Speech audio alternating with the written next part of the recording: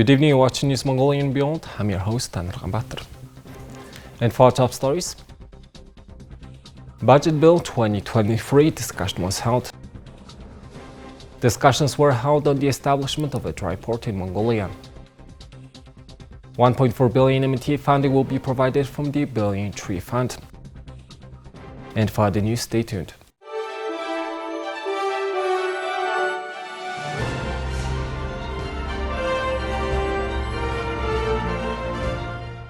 On Wednesday, the Secretariat of Parliament of Mongolia organized the Budget 2023 public discussion at Government Palace. Being held for the first time, the discussions brought together members of the Cabinet and Parliament and more than 700 online and in-person participants, including ambassadors, economists and researchers. At the beginning of the discussion, it was emphasized that citizens' opinions regarding the 2023 budget were taken into account through the e-Parliament and the Parliament electronic systems. Prime Minister Oyurden Lofsnamsura presented in detail the policies and concepts adopted by the government in developing the 2023 budget, the futures of the 2022 budget year, the external and internal factors faced by society and the economy, and the measures to be taken to avoid an economic crisis in the future. The 2022 budget was mainly targeted at the recovery of the economy to overcome the pandemic crisis, highlighted the Prime Minister. First of all, it is most important for Mongolia in the coming years to ensure the macro balance of the economy and keep the economic growth stable at around 5 to 6%. The government has also paid particular attention to bringing the inflation rate, which currently stands at 15%, down to single digits and limiting price increases. During the discussion, the government also presented in detail the implementation of the austerity law and the intensification of the new revival policy. He also expressed his views on the measures being taken by the government to bolster the revitalization of priority sectors and major projects planned to dramatically reduce traffic congestion. International experts talked about a dry port development on October 18th. A mixed road and rail transport facility is known as a dry port. There has been progress in establishing one in Mongolia. A dry port is a mixed one-stop transport facility that provides economic activities along domestic and cross-border corridors, customs processing, warehouses and distribution services under one roof. In other words, a mixed transport facility that increases the efficiency of road and rail transport. The all-in-one port is initially planned to be built in a free economic zone. A dry port has the status of a seaport under international intergovernmental agreements. As we are a landlocked country, we will establish a mainland dry port. The most important issue for a dry port is that it has the main function of unloading goods directly related to seaports. As yet, Mongolia doesn't have a dry port, however, preliminary studies have been conducted since 2022. The reason why we are conducting these studies is that we need a lot of investments in the setup of dry port logistics centers. Mongolia and neighboring countries have international agreements. There is an agreement between governments on dry ports. There is also an economic corridor program. It has been expanded for development over the next 5 years. Based on these important facts, we have to carry out certain projects to improve the infrastructure and to increase the capacity of these ports, especially to develop them into the dry ports. As of today, the Ministry of Foreign Affairs has issued a comparative study on the legal framework for the development of an international dry port in Mongolia. Significant progress has been made in creating the legal framework. Policy documents and programs have been formulated. As of today, we still need to refine the calculations that will bring out the technical conditions, optimize the location of the free economic zones, and to make economic investment calculations based on this. However, the work of contracting investors still needs to be done. In the future, Mongolia will cooperate with the United Nations Economic and Social Commissions for Asia and the Pacific to establish a multilateral road transport agreement aimed at other countries in Southeast Asia and Central Asia. Experts said that the plan to establish a dry port in Mongolia is in line with the long-term program of Vision 2050 and the budgets of the new revival policy. Guidelines for selecting a project program from the Billion MNT Fund have been announced. Therefore, the micro-projects related to nature and society supporting reforestation, rehabilitation, gardening and ecological education will be provided grants and financial support. The Billion MNT Fund was established on March 2022. The fund accumulated 1.4 billion Mongolian tugrix initial capital financing from 12 commercial banks. This fund will be used to finance projects that can support the Billion MNT movement. The private sector is contributing to the prevention and reduction of the desertification, climate change, and environmental pollution in the region. It is planned to allocate funds for landscaping work outside kindergartens and secondary schools. In this direction, a maximum of 30 million Mongolian tugrix can be allocated to 20 projects. Funding of up to 20 million Mongolian tugrix will be provided for up to 10 projects to provide sustainable development and ecological education to the public. Funding of up to 100 million Mongolian tugrix will also be provided for up to 10 projects for forest restoration and tree planting based on public participation. In doing so, joint financing will be at least 20%. Thank you for staying with us. Now let's take a look at the currency exchange rates provided by Mongol Bank.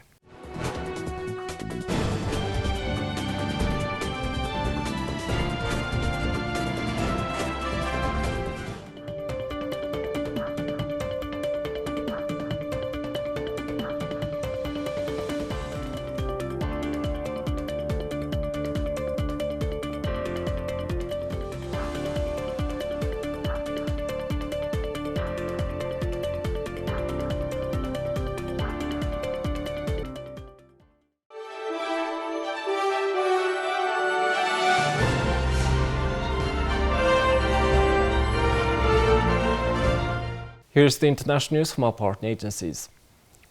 US President Joe Biden has reacted to reports that Russia has declared martial law in territories it has claimed to have annexed from Ukraine by saying that Russia's president finds himself in an incredibly difficult position. Speaking Wednesday at the White House, Biden told reporters on the latest move of Russia.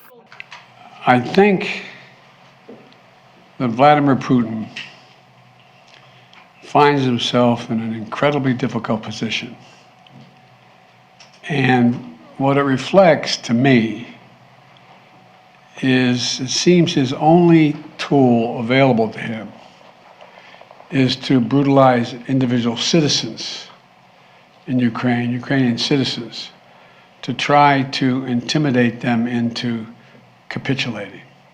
They're not going to do that. Thank you. Russian President Vladimir Putin declared martial law in the 4 regions of Ukraine that Moscow annexed earlier Wednesday. Putin didn't immediately spell out the steps that would be taken under martial law, but said his order was effective starting Thursday. His decree gives law enforcement agencies 3 days to submit specific proposals and orders to creation of territorial defense forces in the annexed regions. Legislation that the upper house of Russia's parliament approved later in the day indicates the martial law might involve restrictions on travel and public gatherings, curfews, and censorship. Putin also gave additional emergency powers to all regional governors in Russia that opened the door for sweeping new restrictions throughout the country. 2 senior officials from the Palestinian militant Hamas group visited Damascus on Wednesday for the first time since they were forced to leave Syria a decade ago for backing armed opposition fighters. The visit to the war-torn country appears to be a first step toward reconciliation between Hamas and the Syrian government and follows a months-long mediation by Iran and Lebanon's militant Hezbollah group, both key backers of Syrian President Bashar Assad. Over the years, Tehran and the Iran-backed Hezbollah have maintained their relations with Hamas despite Assad's rift with the Palestinian militants. Before the rift, Hamas had long kept a political base in Syria, receiving Damascus support in its campaign against Israel. Hamas' powerful leadership in exile remained in Syria, even after the group took power in the Gaza Strip in 2007. But when Syria tripped into civil war, Hamas broke with Assad and sided with the rebels fighting to oust him. The rebels are largely Sunni Muslims like Hamas, and scenes of Sunni civilians' deaths raised an outcry across the region against Assad, who belongs to the Alawites, a minority Shiite sect in Syria. On Wednesday, Khalil al-Hayeh, a senior figure in Hamas political branch and top Hamas official Osama Hamdan were among several officials representing different Palestinian factions who were received by Assad. Al-Hayeh had regularly visited Beirut over the years, meeting with Hezbollah leader Hassan Nasrallah. Their last meeting was in August. After Wednesday's meeting, Al-Hayeh said Assad was strong in his convictions for serious support of Palestinian resistance and the Palestinian people. Hamas re-establishing of a Damascus base would mark its rejoining the so-called Iran-led axis of resistance as Tehran works to gather allies at a time when talks with world powers over Iran's nuclear program are stalled. The move by Hamas also comes after Turkey restored relations with Israel and after some Arab states, including the United Arab Emirates and Bahrain, normalized relations with Hamas' arch-enemy Israel. The pro-government Al-Watan Daily says Damascus will be reconciling with the resistance branch of Hamas and not the Muslim Brotherhood faction, an apparent reference to Hamas leader Khaled Mashal, who was once based in Damascus but is now in Qatar. A small plane crashed into a car dealership parking lot near the border of Ohio and West Virginia in the U.S. early on Tuesday, killing 2 people on board and sparking a large fire. The crash of the 1974 Beechcraft Air King E-19 in Marietta, Ohio was reported about 7:15 a.m. local time, according to the Ohio State Highway Patrol. The pilot and another person on board were killed. What we discovered upon arrival was that a 1974 Beechcraft King Air E-90 had crashed into the lot. There were 2 occupants on board at the time of the crash. Both occupants were confirmed deceased on scene. So when the plane crashed into the lot, there were several vehicles that were damaged as a result of the crash, as well as the building had sustained some damage as well. Fortunately, no one was out in the lot at the time of the crash, so there were no other injuries involved in this incident. The crash damaged several vehicles at the dealership and sparked a fire that sent dark plumes of smoke spewing into the air, but no one on the ground was injured. The plane had apparently departed about 30 minutes earlier from John Glenn International Airport in Ohio, but was not immediately clear where it was headed. The 2 victims, Eric Sievers of Parkersburg, West Virginia, and Timothy Gifford of Orient, Ohio, were the only people on the plane, authorities said, though they didn't say which one was piloting the aircraft. The cause of the crash has not yet been determined. The crash will be investigated by the Federal Aviation Administration and the National Transportation Safety Board.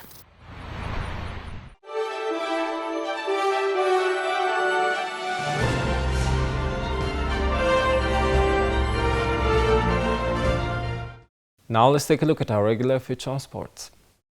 The European Super League, which founded just 48 hours after its launch in 2021, is planning to make a comeback in 3 years. Its new chief executive told Wednesday's Financial Times.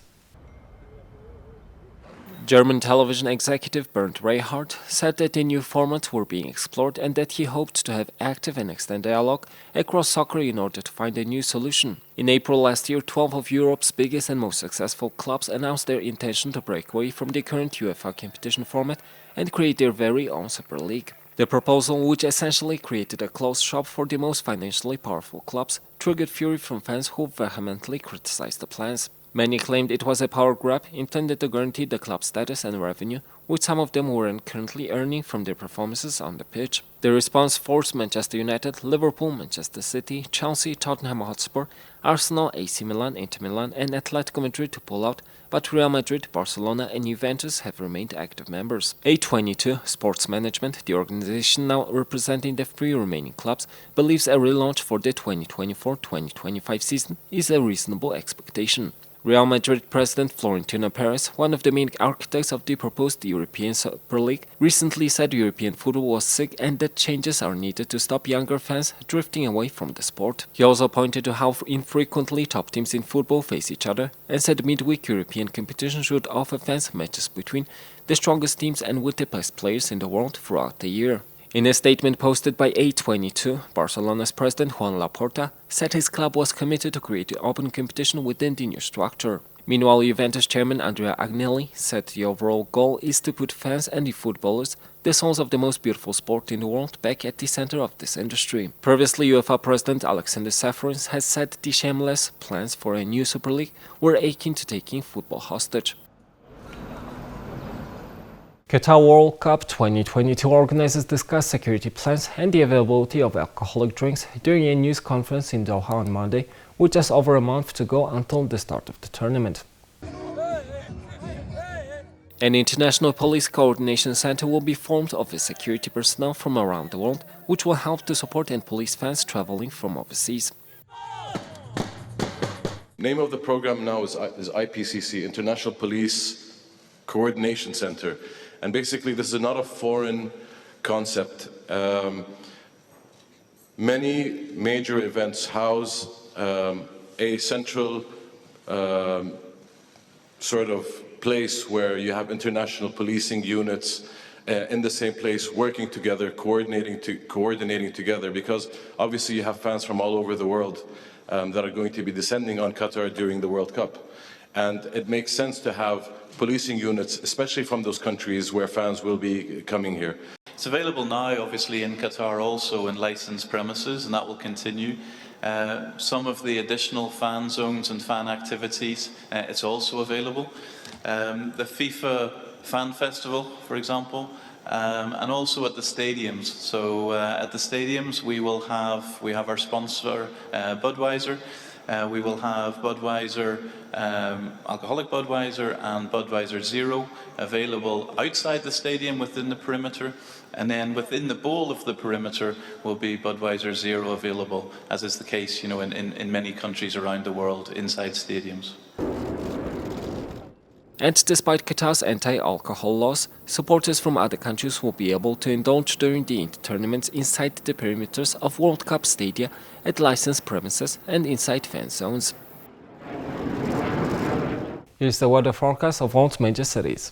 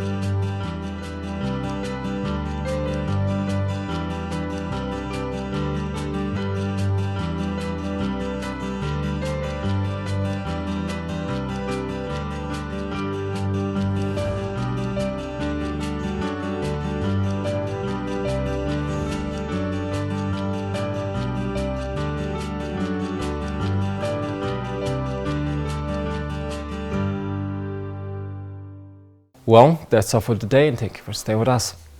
We will see you tomorrow with news and updates. Have a nice evening. Goodbye.